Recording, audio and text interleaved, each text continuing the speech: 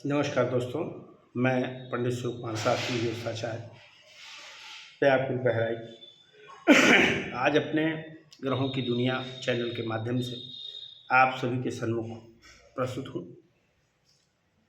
आज थोड़ा सा एक ज्ञान और मैं देना चाहता हूँ जो कि भारतीय कुंडली से संबंधित है। आज मैं आपको बताऊँगा कि कुंडली में कौन सा ग्रह नीच हो तो कौन सा दोष बनता है।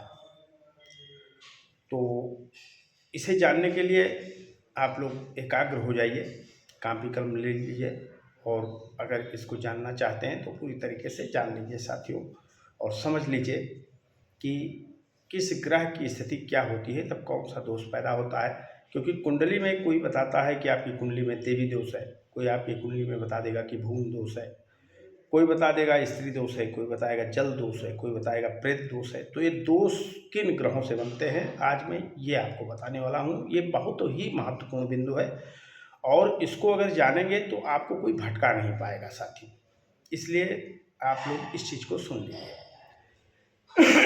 दोस्तों,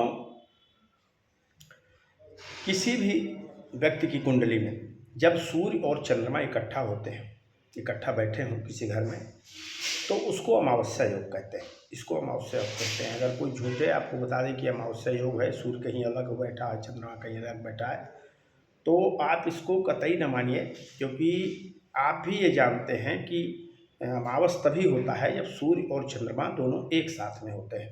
तो कुंडली में अगर सूर्य और चंद्रमा एक साथ हैं तो उसको अमावस्या योग कहते हैं। इसी तरीके से एक योग आता है काल सर्प योग, जो बहुत ही प्रचलित है, लोग उससे बहुत डरते हैं।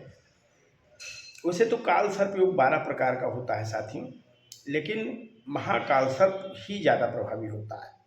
और महाकाल सर्प क्या होता है कि राहु से केतु तक एक ही तरफ सारे ग्रह बंदी हो जाते हैं, यानी राहु से केतु के बीच में सारे ग्रह जो है कुंडली में आ जाते हैं। अगर राहु से केतु तक 9 ग्रह पूरे हो जाते हैं एक ही तरफ, तो मान लीजिए कि उस व्यक्ति की कुंडली में या आपकी कुंडली में काल सर्प योग है साथियों। अब आपको बता दें ग्रहण योग, बहुत ज़्यादा ग्रहण योग का भी प्रचलन है। ग्रहण योग में भी बहुत सारी दिक्कतें होती हैं। ये ग्रहण योग अगर स्वास्थ्य पे लग जाए तो स्वास्थ्य में ग्रहण लग जाता है, संतान भाव पे बैठ जाए तो संतान और विद्या को प्रभावित करता है, कर्म क्षेत्र पे बैठ जाए तो कर्म को प्रभावित करता है, पत्नी क्षेत्र में बैठ जाए तो शादी विवाह नहीं होने देता है साथी। ये ग्रहण योग आप जानते हैं कि चंद्रमा और राहु जब ये साथ होते हैं तो चंद्र ग्रहण बनता है।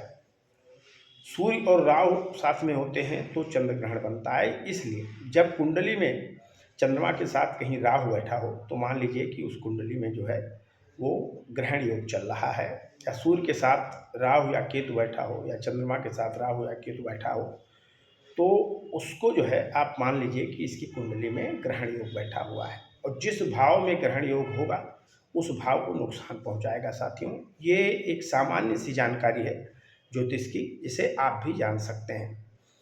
ज्योतिष कहता है कि छत्र योग, सिंहासन योग, चामर योग, नौका योग, तमाम तरह के ज्योतिष में योग होते हैं।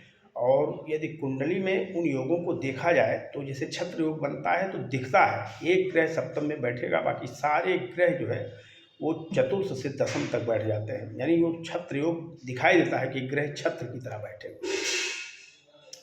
हम आगे चल करके जब भारतीय ज्योतिष में आएंगे तो आपको बताएंगे, लेकिन हमने आज ये इसलिए उचित समझा ये बताना, क्योंकि अभी अंक शास्त्र में जब आगे ज्ञान कराएंगे आपको तो इन योगों की जानकारी की बहुत ज़रूरत आपको पड़ेगी साथियों, और समझने की बहुत आवश्यकता पड़ेगी। तो ये हमने आपको थोड़े से कोई योग बता दिए जो ग्रह लगाते हैं कुंडली में और परेशान करते हैं, लोगों को परेशान करते हैं साथियों। तो अब इसके बाद मैं आपको बताऊंगा कि देवी दोष कब लगता है। कुंडली में देवी दोष विशेष करके जो है सूर्य से लगता है। अगर सूर्य नीच का बैठा हो, नीच का हो करके, यानी सूर्य की नीच राशि तुला होती है, अगर किसी की कुंडली में तुला राशि का सूर्य जो है नीच हो करके लग्न में बैठा हो तो उससे जातक स्वयं आघातित होता है, यानी उसका मान अपमान बहुत होता है, कलंकी होता है वो। पिता पक्ष के बहुत सारे मामले उसको लेकर के पूरे जीवन लड़ने पड़ते हैं और जीवन उसका बोझ हो जाता है। यदि धन भाव पे यानी द्वितीय स्थान पे तुला का जो है सूर्य बैठा हुआ है तो धन भाव के लिए जो है देवी दोष माना जाता है। तीसरे भाव पर बैठा हो तो भाई भाव के लिए देवी दोष भाई का सुख पाने नहीं देता। चौथे भाव पर बैठा हो तो माता पिता और घर का सुख कायदे से पाने नहीं देता है। पंचम भाव पे यदि सूर्य जो है तुला का बैठा हुआ हो तो देवी दोष बना करके कन्या संतान की अधिकता करता है और पुत्र संतान के सुख के लिए बहुत परेशान करता है। खष्ट भाव पे अगर तुला का सूर्य बैठा हो तो माता के घर यानी ननिहाल के लिए बहुत खराब होता है। वहाँ से तमाम तरह के कलंक अपवाद विवाद आदि प्राप्त होते हैं साथियों। और यदि सप्तम भाव पे बैठा हुआ हो तो पत्नी पक्ष यानी ससुराल की तरफ का देवी दोष आता है घर में और वो आकर के मान अपमान और व्यापार में भारी हानि और बैंकिंग में भारी बाधा प्राप्त करवाता है। इस तरीके से द्वादश स्थानों का अपना अपना फल है, लेकिन आज हम बहुत विस्तार से इस चीज़ को नहीं बताएंगे। आज हम सिर्फ ये बताएंगे कि किस ग्रह से कौन सा दोष पैदा होता है और उसका निदान क्या है। आज सिर्फ मैं इतना बताऊंगा, विस्तार से आगे बताऊंगा आपको साथियों। सूर्य यदि नीच का हो तो मैंने आपको बताया कि देवी दोष बनता है और जिस जातक का देवी दोष बनता है उनके ऊपर बैंकिंग ऋण अधिक होता है, पैतृक मामले उसको बहुत झेलने पड़ते हैं और समाज में जो है वो उपेक्षित रहता है। तरह तरह के मनोबल घटाने वाली घटनाएं उसके साथ होती हैं। तमाम तरह तरह के कलंक और अपमान उसको प्राप्त होते हैं साथियों। इस तरह के देवी दोष में विशेष करके कन्या संतान की अधिकता होती है। राजभय का योग होता है, राजनीतिज्ञों से विवाद होता है, त्वचा रोग, बाल से संबंधित रोग और पेट के रोग, हड्डी के रोग, इस तरह की समस्याएं बहुत घर में व्याप्त होती हैं। तो जब सूर्य से देवी दोष बने, तुला राशि का सूर्य देवी दोष बने तो घर में अपने चंडी पाठ कराइए या फिर स्वयं चंडी पाठ करिए, भगवान भास्कर की पूजा करिए और एक नीम का पेड़ जरूर लगाइए। नीम का पेड़ लगाने से भगवान भास्कर प्रसन्न होते हैं और आपका देवी दोष समाप्त हो जाता है। तो इस तरीके से आप ध्यान रखिए। इसी प्रकार यदि चंद्रमा आपकी कुंडली में कहीं भी नीच का होकर के बैठा है तो उसे जल दोष कहते हैं।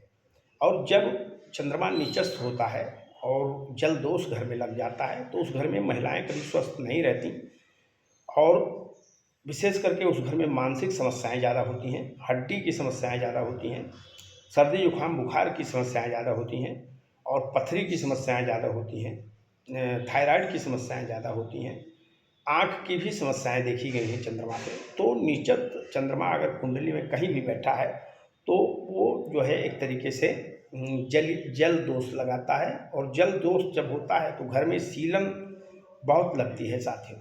और इसके अलावा जो है गाय जो है बिल्कुल गौ सेवा आप करना चाहेंगे तो गाय मर जाया करेगी, बचा नहीं करेगी साथियों। धन का अपव्यय बहुत होगा।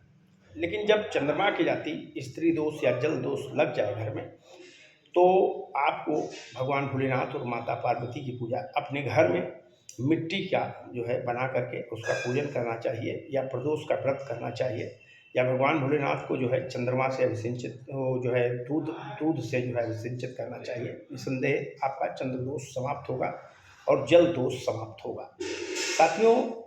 अब आइए मंगल पे आते हैं। मंगल यदि उच्च का हो या मंगल नीच का हो, यानी या मकर का हो या कर्क का हो। मकर में मंगल उच्च का होता है और कर्क में मंगल नीच का होता है। अगर मंगल उच्च का है तो भी भूमि दोष कहा जाता है और अगर नीच का है तब भी भूमि दोष कहा जाता है साथियों। और जिसका मंगल उच्च या नीच का होता है उसके घर में और उसके जीवन में चुनौतियां बहुत आती हैं, द्वंद्व बहुत आते हैं, संघर्ष बहुत आते हैं साथियों। अब ये मान लीजिए कि उसके घर में जिस जमीन पे वो रह रहा है उस जमीन में ही दोष है, इसलिए वो ज़्यादा परेशान है। उसके घरों में वाद विवाद, आकस्मिक घटनाएं, चोरी, कत्ल, मर मुकदमा, ऋण का संकट, महिलाओं को दिक्कत, विवाह में बाधा और चोट चपेट, ये सब बहुत कुछ आता है ऐसे लोगों के लाइफ में। और जब मंगल नीच या उच्च का हो और इस तरीके से बाधाएं घर में दिखाई देती हों तो आप अपने घर में विशेष करके भगवान हनुमान जी का पूजन करिए, भगवती महाकाली का पूजन करिए और विशेष करके जो है मंगल का व्रत करिए और घर के चारों तरफ अपने जो है एक खैर का पेड़ लगाइए, या खैर ना हो सके तो तांबे की जो है वो कीलें बनवा करके उसको दरवाजे के अगल बगल में लगवाइए, तो निसंदेह आपका भूमि दोष दूर होगा। लेकिन यदि कुंडली में मंगल उच्च का या नीच का है तो तय है कि भूमि दोष आपको लगना ही लगना है। वो चाहे आपके घर में ना हो तो कोई जमीन दे देगा आपको उपहार में, उससे प्राप्त हो जाएगा, लेकिन भूमि दोष आपको मिलेगा ही मिलेगा। अब आइए बात करते हैं बुध। बुध यदि नीच का हो, उच्च का हो तब तो बहुत अच्छा है, कन्या का होता है तो बुध बहुत उच्च का होता है। लेकिन अगर मीन का हो जाए, कुंडली में कहीं भी बैठ जाए, तो उस घर में पितृ दोष लग जाता है। ये पितृ दोष जो है बाल पितृ दोष के नाम से जाना जाता है। यदि मीन का बुध है आपकी कुंडली में किसी भी स्थान पर बैठा हुआ है तो उस स्थान के लिए विशेष फायदा नुकसान करेगा। लेकिन यदि बुध जो है बैठा हुआ है और वो नीच का बैठा हुआ है तो जो बाल पितृ दोष लगाएगा उसके नाती, उसके कारण आपको अपने चचा जातों से लड़ना पड़ेगा। तमाम मर मुकदमे वाद विवाद आपके समक्ष आएंगे। आपके मौसी के लड़के आपको धोखा देंगे या ठगेंगे, आपको बेवकूफ़ बनाएंगे आपको और आपको परेशान करेंगे। आपका पैसा किसी बैंक में फंस सकता है। और इसके अलावा आपके घर में न्यूरो की समस्याएं, लीवर की समस्याएं, हकलाने की समस्याएं, श्वास की समस्याएं, ये समस्याएं आपके घर में ज़्यादा व्याप्त होंगी। और मैंने बुध में देखा है कि वाहन का सुख प्राप्त करने में, बुध संबंधी यदि पितृ दोष बनता है तो वाहन का सुख प्राप्त होने में दिक्कत होती है और संतान की उत्पत्ति में भी बहुत बाधा करता है, मकान जल्दी बनने नहीं देता है और कोई न कोई घर का मुकदमा फंसा देता है जिसको आदमी जीवन भर लड़ता है। साथियों, यदि आपकी कुंडली में मीन का बुध कहीं बैठा हुआ है तो समझ लीजिए कि आप बुध रूपी पितृदोष से ग्रस्त हैं। बाल पितृदोष इसको कहते हैं। इसमें संतानें यदि होती हैं तो तरक्की नहीं कर पाती। अतएव ऐसे लोगों को पूरे मन के साथ हमेशा भगवान गणेश का पूजन करना चाहिए, पितरों को जल देना चाहिए और वाहन आदि क्रय करने से पहले, घर आदि क्रय करने से पहले, बैंक आदि में कोई कार्य करने से पहले, व्यापार करने से पहले या संतान उत्पत्ति के दिन या जन्म, संतान के जन्म के दिन भगवान गणेश का पूजन करवाना चाहिए, भगवान गणेश का सहस्त्रनाम का पाठ करवाना चाहिए। तो निसंदेह आपके घर में आपकी सारी स्थितियाँ सामान्य हो जाएंगी। साथियों, अब आइए बात बृहस्पति की करते हैं। बृहस्पति मकर राशि का होता है तब नीच का माना जाता है। तो उच्च का बृहस्पति तो कर्क का होता है, लेकिन जिस स्थान पे उच्च का बृहस्पति बैठेगा उस स्थान का सुख आपको नहीं होने देगा। अगर घर भाव में बैठ गया तो घर के सुख में बाधा करेगा, पुत्र भाव में बैठ गया पुत्र के सुख में बाधा, शुभ भाव में कहीं भी बैठ गया उच्च का होकर के तो दिक्कत करेगा। लेकिन यदि मकर का हो करके आपके कुंडली में जो है बृहस्पति बैठा हुआ है तो ये एक प्रकार का ब्रह्म दोष बनता है। साथियों, ब्रह्म दोष में किसी गुरु, ब्राह्मण या पितृ की हत्या हो जाने के बाद ये ब्रह्म दोष उत्पन्न होता है। और इस ब्रह्म दोष, जब ये ब्रह्म दोष घर में लग जाता है तो घर के लोग या तो पूरी तरीके से नास्तिक हो जाते हैं या फिर पूजा पाठ उनका करना निरर्थक हो जाता है। उनका हमेशा जो पूजा पाठ करने वाले पंडित उनके घर में आते हैं उन्हीं से विवाद होता है, गुरुओं से उनका विवाद होता है, धर्म कर्म कभी सफल नहीं होता है। जिनका बृहस्पति नीच का हो कुंडली में, उनको किसी से सोना चांदी या वस्त्र ये उपहार में नहीं लेना चाहिए, क्योंकि जब बृहस्पति ब्रह्म दोष घर में होता है तो सोना चांदी का उपहार प्राप्त करने के बाद वो बहुत बढ़ जाता है। साथियों, यदि बृहस्पति से ब्रह्म दोष घर में प्राप्त है तो विशेष करके घर में पागलपन की समस्या, पित्त रोग की समस्या, पेट की समस्या, त्वचा की समस्या, कान की समस्या, शादी विवाह और संतान उत्पत्ति में बाधा, यानी हर शुभ कार्य, कोई भी शुभ कार्य ऐसा व्यक्ति जब करेगा तो उसमें कोई ना कोई बाधा खड़ी हो जाएगी या आगे या पीछे कोई ना कोई दिक्कत खड़ी हो जाएगी, कोई क्लेश आ जाएगा, कोई बीमार हो जाएगा, तो वो उस अच्छे कार्य का मजा नहीं पाते हैं लोग। साथियों, यदि ऐसा आपकी कुंडली में है, ऐसे योग आपकी कुंडली में बनते हैं तो आप अपने घर में नित्य प्रति गीता का पाठ कर सकते हैं, भागवत का पाठ कर सकते हैं, गोपालन या गाय की सेवा कर सकते हैं, ब्राह्मणों की सेवा करिए, धर्मशाला जा करके जो है दान पुण्य करिए, विष्णु भगवान का पूजन करिए और निरंतर जो है इस तरीके से धार्मिक कार्य करके, क्योंकि बृहस्पति यदि ब्रह्म दोष लगाता है तो विष्णु सहस्त्रनाम आदि का पाठ, गीता पाठ, भागवत पाठ, यही व्यक्ति को बचा सकता है और कोई चारा नहीं है। साथियों, अब आइए शुक्र की बात करते हैं। आपकी कुंडली में कहीं भी यदि शुक्र जो है नीच का बैठा हुआ है। उच्च का शुक्र बैठा होता है तो बहुत अच्छा फल देता है, लेकिन कभी कभी बहुत खराब फल भी देता है क्योंकि शुक्र जो है व्यसन और स्त्री आसक्ति का संकेत करता है। यदि ये सप्तम में बैठ जाए उच्च होकर के, अष्टम में बैठ जाए उच्च होकर के, द्वादश में बैठ जाए उच्च होकर के, तो व्यक्ति महिलाओं के प्रति इतना आसक्त हो जाता है कि महिलाओं के कारण उसे जेल हो जाती है या उसकी हत्या तक हो जाती है, मैंने देखा है। और यदि उसका विवाह होता है तो 5-5, 6-6 विवाह कर लेता है, 3-3 विवाह कर लेता है। उसको पत्नी जो है उसके घर में स्थिर रूप से पत्नी का सुख नहीं मिल पाता है उसको।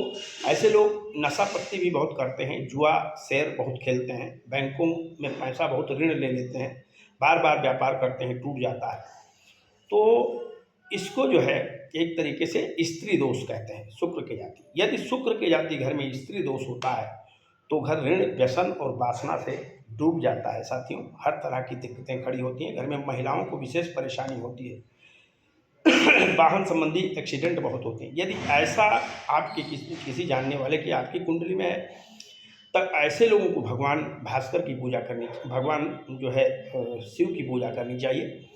और शिव की सेवा करने से ही सारा सुख फल प्राप्त होगा आपको। आप शुक्रवार के दिन विशेष करके या प्रदोष के दिन विशेष करके दूध से भगवान भोलेनाथ को दुग्धाभिषेक करिए, आपका मंगल होगा। लेकिन निरंतर करते रहिए। आप डायमंड जर्कन पहन सकते हैं या डायमंड पहन सकते हैं। शुक्रवार के दिन गोग्रास दे सकते हैं या किसी ब्राह्मण को मीठा भोजन करा सकते हैं, इससे भी आपको लाभ होगा साथियों। या अस्पताल में जा कर के आप दवा का दान करिए, दवाएं बांटिए, तो इससे भी आपको लाभ होगा। या कहीं बेटियों का ब्याह हो किसी के यहाँ, तो वहाँ चीनी दान कर दीजिए, मीठा उठा दान करिए मिठाई उठाई बनाने के लिए, तो इसका पूरा फल। यानी मीठा दान करने से और औषधि के दान से बृहस्पति शुक्र परम प्रसन्न होता है और शुक्र से संबंधित जो स्त्री दोष होता है कुंडली में वो समाप्त हो जाता है। अब आइए आपको बताते हैं कि नीचस्थ शनि से क्या होता है। नीचस्थ शनि से दोस्तों मुस्लिम दोष बनता है। अगर आपकी कुंडली में नीचस्थ शनि कहीं भी बैठा है तो ये पितृ दोष के साथ साथ बहुत ही टिपिकल मैटर पैदा कर देता है, ये मुस्लिम दोष बना देता है। तो जब मुस्लिम दोष घर में बन जाता है तो उस घर में आलस्य बहुत आ जाता है, निद्रा बहुत आ जाती है, घर में कभी उनके चमक दमक या रौनक नहीं आती है, व्यापार में कभी रौनक नहीं आती है, उनका शरीर धीरे धीरे सूखता जाता है और घर में किसी से किसी की वार्ता नहीं होती है, संवादहीनता रहती है घर में, मतभेद रहते हैं घर में, और सब वैराग्य वृत्ति के रहते हैं, अनियमित हो जाते हैं। इस तरीके से तमाम बातें आती हैं। ऐसे लोग समाज में भी और सरकारी स्तर पे भी जो है चिन्हित हो जाते हैं और परेशान हो जाते हैं साथियों। इनको जीवन भर पुराने घर में ही रहना पड़ता है, वो घर गिरता रहता है और आदमी जो है पैतृक संपत्ति पर ही आजीवन जिंदा रह जाते हैं।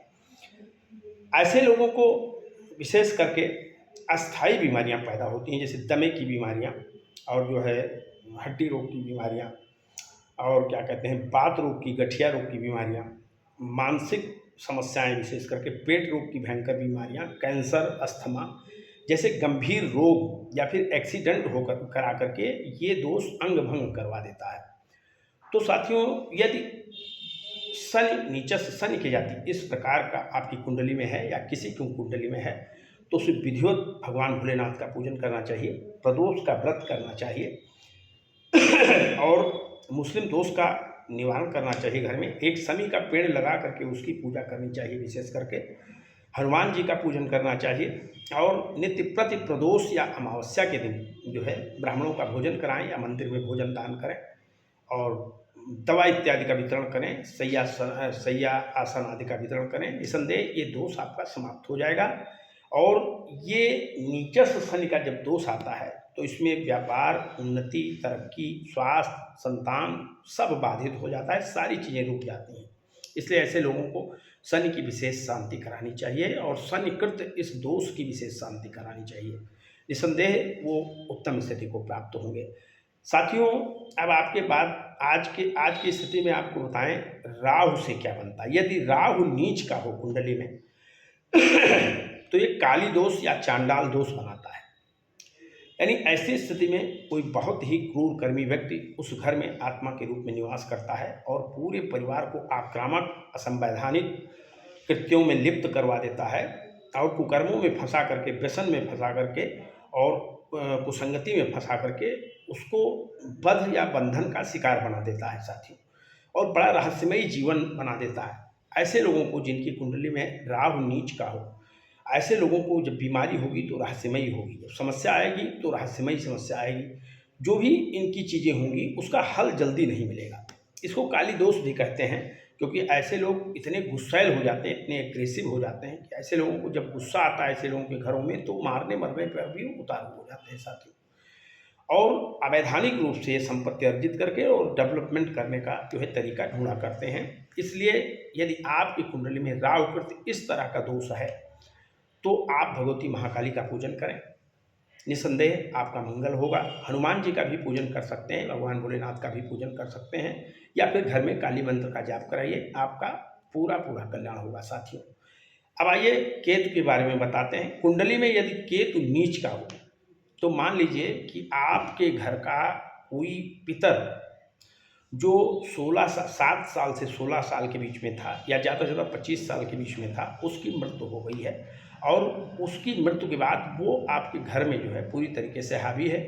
और केतु कृत जब बाल दोष घर में लगता है, क्योंकि ये भी बुध के साथ अपना कनेक्शन रखता है केतु, और उन्हीं के घर का स्वामी भी बन के बैठा हुआ है, तो ऐसी स्थिति में आपके घर में लोगों की बुद्धि भ्रामक रहेगी। मिर्गी जैसे रोग, पेट में गैस जैसी भयंकर समस्याएं, लकवा जैसी समस्याएं, ये केतु की जाति पैदा होते हैं। लोग छत से गिर पड़ते हैं, वाहन से चोट खा जाते हैं, पेड़ों से गिर पड़ते हैं, आघात हो जाता है उनको। तो इस तरीके से दोष अगर आपके घर में उत्पन्न है, बच्चे घर में बार बार पैदा होते हैं, मर जाते हैं ऐसे योगों में, और बुद्धि भ्रमित होती है, परस्पर विवाद और क्लेश बहुत होता है। इस तरीके से योग जो केतु की जाति बनता है उसको भी बाल पितृ दोष ही कहते हैं। ऐसे योग में आपको भगवान श्री गणेश का पूजन करना चाहिए, कार्तिवीर का पूजन करना चाहिए, पितरों का पूजन करना चाहिए। आप निसंदेह सुखी रहेंगे, स्वस्थ रहेंगे, शानंद रहेंगे, इसमें कोई दो राय नहीं है साथियों। तो अब आज की बात यही समाप्त करते हैं। आज बहुत हमने बता दिया आप लोगों को, और हो सकता है इसका ज्ञान प्राप्त करके आप लोग अपने जीवन को सफल बना पाएँ, तो मेरा प्रयास सफल होगा, मैं स्वयं को धन्य समझूंगा। ऐसे ही हमारे चैनल ग्रहों की दुनिया में अपना स्नेह बनाए रखिए, और हमारे चैनल को लाइक और सब्सक्राइब भी करते रहिए साथियों। दूसरों को भी बताते रहिए, उनको भी जोड़ते रहिए। ये बहुत बड़े परोपकार का काम है, और मैं निःशुल्क ज्योतिष का ज्ञान आप सभी तक पहुँचाता रहूँगा जो मेरे पास ज्ञान है। इसी के साथ जय जय सीताराम, हर हर महादेव। कल के वीडियो में हम आपको मूलांक 2 वालों के विषय में वार्ता करना शुरू करेंगे, क्योंकि एक बिंदु जब एक मूलांक छेड़ेंगे तो 2 या 3 दिन उसमें लग सकता है। इसलिए धैर्य के साथ धैर्य बनाए रखिए। हम सिखाने की स्थिति से बता रहे हैं आपको। केवल फलादेश करना हो तो एक ही दिन में जो है हम 9 ग्रहों का फलादेश कर सकते हैं, लेकिन हम चाहते हैं कि आप लोग कुछ अच्छा सीखें, कुछ नया सीखें, और ज्योतिष के बारे में सीखें। तो जो भ्रांतियां हैं, जो लोग आपको मिसगाइड करते हैं, वो उनका जो है हिसाब किताब आपके ऊपर न लग पाए, और आप स्वयं जान पाएँ कि आपको क्या समस्याएं हैं, क्या दिक्कतें हैं, उसका निदान क्या है। जय जय सीताराम, हर हर महादेव। आप सभी का दिन मंगलमय हो।